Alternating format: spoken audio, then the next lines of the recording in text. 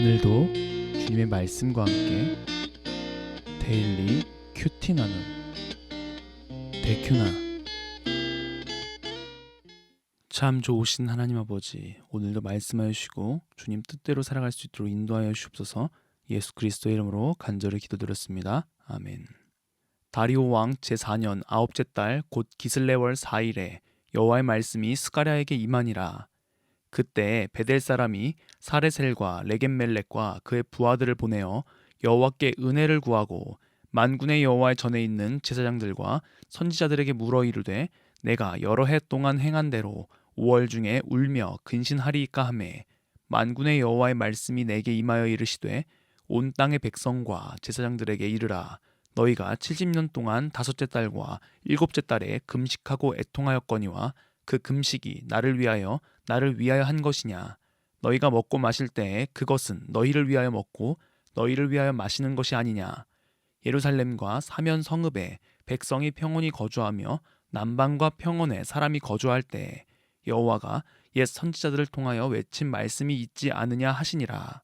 여호와의 말씀이 스가랴에게 임하여 이르시되, 만군의 여호와가 이같이 말하여 이르시기를, 너희는 진실한 재판을 행하며 서로 인애와 긍휼을 베풀며 과부와 고아와 나그네와 궁핍한 자를 압제하지 말며 서로 해하려고 마음에 도모하지 말라 하였으나, 그들이 듣기를 싫어하여 등을 돌리며 듣지 아니하려고 귀를 막으며 그 마음을 금강석 같게 하여 율법과 만군의 여호와가 그의 영으로 옛 선지자들을 통하여 전한 말을 듣지 아니하므로 큰 진노가 만군의 여호와께로부터 나왔도다. 내가 불러도 그들이 듣지 아니한 것처럼 그들이 불러도 내가 듣지 아니하리라. 만군의 여호와가 말하였느니라. 내가 그들을 바람으로 불어 알지 못하던 여러 나라에 흩었느니라. 그 후에 이 땅이 황폐하여 오고 가는 사람이 없었나니 이는 그들이 아름다운 땅을 황폐하게 하였음이니라 하시니라. 아멘. 오늘 본문 7장 1절부터 8장 23절까지는 사실 한 번에 보는 것이 좋습니다. 가장 큰 주제는 금식에 관한 질문들과 그 대답인 건데요. 이 많은 절들이 8장 8절 하반부 말씀을 중심으로 교차대구적 형태로 기록되어 있거든요. 그럼 가장 중요한 문구가 바로 그 중심에 있는 8장 8절이겠죠. 맛만 보고 넘어가면요, 8절 하반부 말씀인데요. 그들이 내 백성이 되고 나는 진리와 공의로 그들의 하나님이 되리라. 아멘. 이 금식에 관한 내용 중에 가장 중요한 것이 바로 하나님께서 그들의 하나님이 되어주시겠다는 약속인 거예요. 이 주제를 기억하고 8장까지 쭉 봤으면 좋겠습니다. 자, 그럼 첫 부분인 오늘의 본문으로 다시 돌아갑시다. 다리오 왕 제4년 아홉째 달 4일에 하나님의 말씀이 스가랴에게 임합니다. 이때는 주전 518년으로 첫 번째 신탁이 있은 지 2년 후의 일이고요. 성전이 완성되기 2년 전입니다. 베델 사람이 사레셀과 레겜멜렉과 그의 부하들을 보내어 여호와께 은혜를 구합니다. 이들이 누구인지는 제대로 설명하지도 않고 나와 있지도 않습니다. 베델이라는 장소는 그 당시 북이스라엘의 여로보암 1세가 우상 숭배를 위해 세운 금송아지들이 있던 장소였어요. 그렇다면 우리는 베델이라는 장소를 통해서 우상 숭배로 가득했던 북이스라엘 사람들이 여호와께 은혜를 구하는 모습으로 볼 수 있죠. 하나님의 언약과 완전히 멀어져 살아갔던 그들에게도 하나님의 은혜의 언약이 열려 있는 것입니다. 우상 숭배를 저지르던 그들에게도 진정한 회복이 임할 것이라는 느낌을 우리에게 주는 것입니다.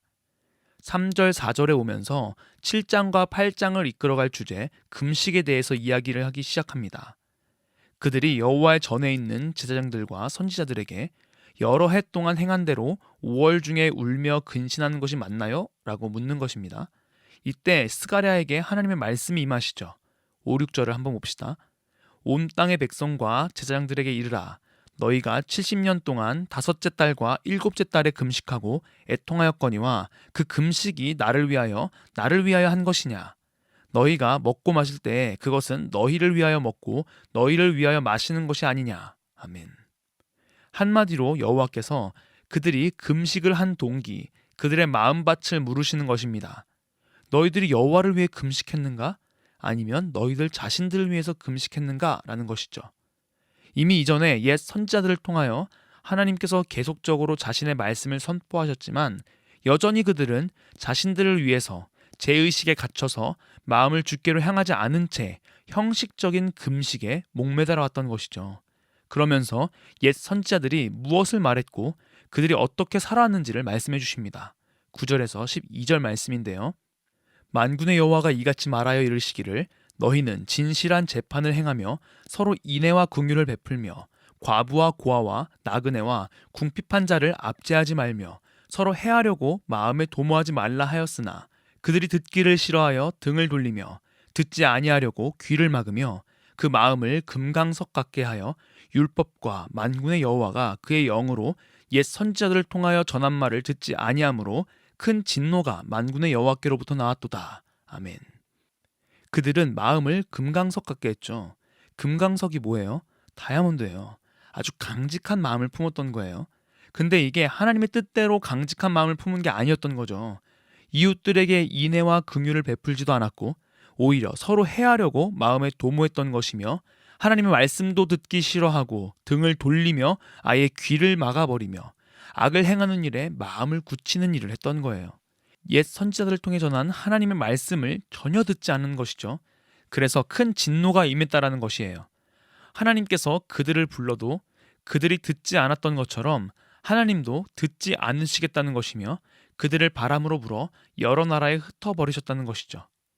과거에 이스라엘 백성들의 선조들이 이방 백성들에 의해서 나라를 잃고 흩어져서 고통받았던 것은 그들이 하나님의 음성을 경시했던 것이고 그들의 마음의 동기가 하나님께 향하지 않고 오직 그들에게로 향해 있었기 때문이라는 사실을 다시 상기시켜 주는 것입니다.